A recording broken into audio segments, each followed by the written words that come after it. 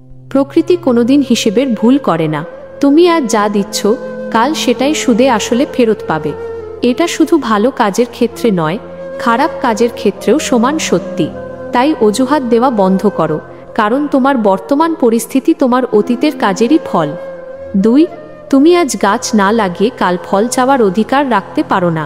জীবনে যদি কঠোর পরিশ্রম না করো তবে সফলতার আশা করাটা পাগলামি। ভাগ্য বলে কিছু হয় না, তোমার পরিশ্রমই তোমার ভাগ্য তৈরি করে। 3. অন্যকে ঠকিয়ে বা কষ্ট দিয়ে তুমি সাময়িক সুখ পেতে পারো, কিন্তু সেই ঋণ প্রকৃতি ঠিকই একদিন তোমার কাছ থেকে আদায় করে নেবে।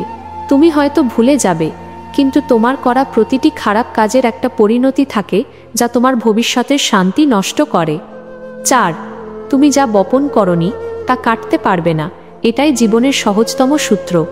অন্যের সাফল্য দেখে হিংসা না করে বরং তাদের মতো পরিশ্রম করতে শেখো।